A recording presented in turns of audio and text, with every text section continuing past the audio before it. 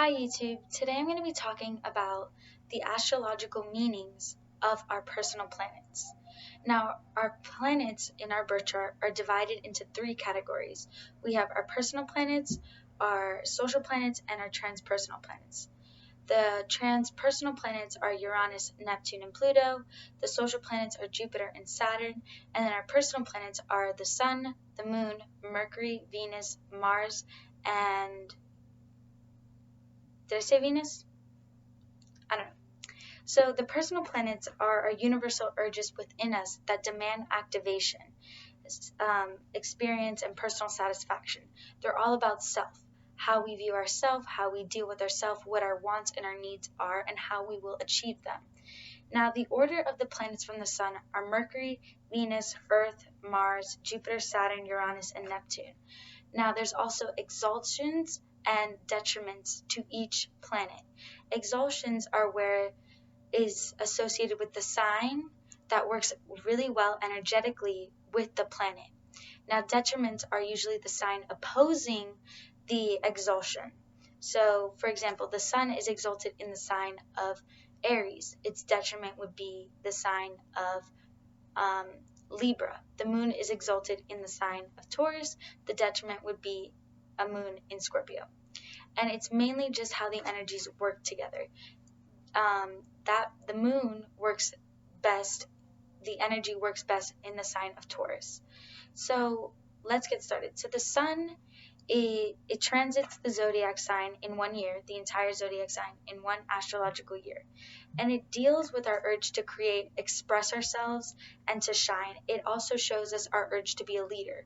So those who have cardinal signs as their sun sign have more of an urge to be a leader than someone that has a sun in a mutable sign. It's all about ourself, our identity, our individuality, our vitality. It's our consciousness, where the Moon is our unconsciousness, and it's our outer directed individuality. It's what our soul is trying to be into this lifetime. So for example, I have a Sun in Taurus. In this lifetime, when I think about what I want to achieve, it's usually along the materialistic things. I want to be financially stable. I want to experience all the pleasures in life. I just want to have a very Taurus themed soul purpose, I guess. Not soul purpose, but a very Taurus themed life. The Sun energizes our entire chart.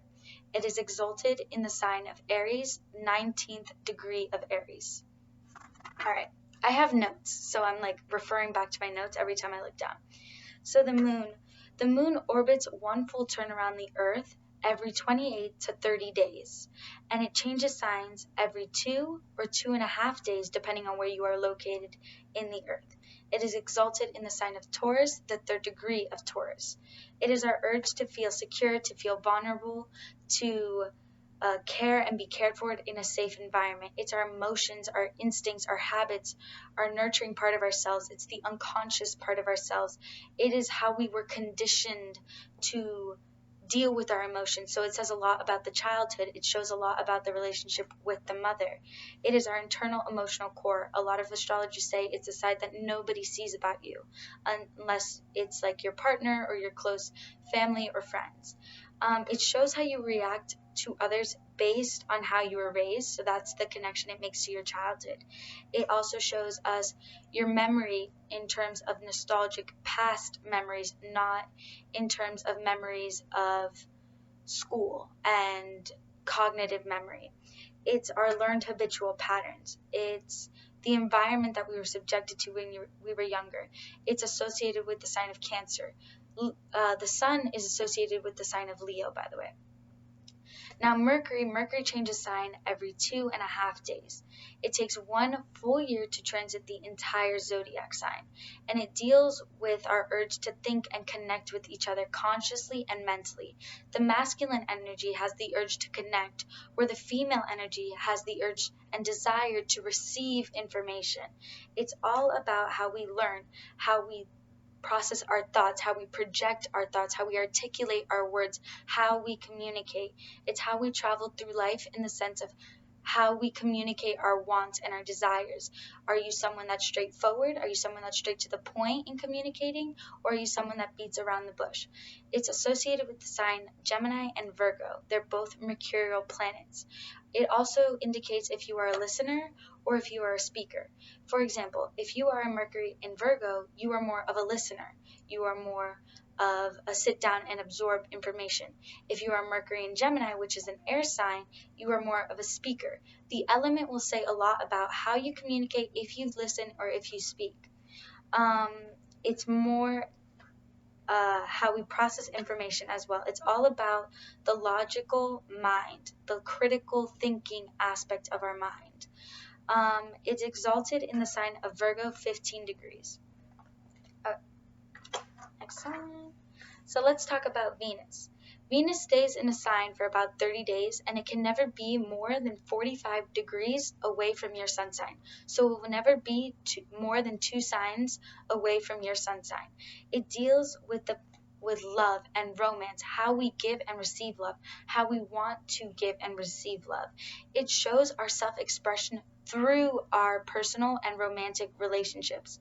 It is associated with the goddess of love, hence why it's the planet of love. It is the nature of how we deal with others, and it also has a lot to say about your fashion taste, your style, how you want to be projected aesthetically.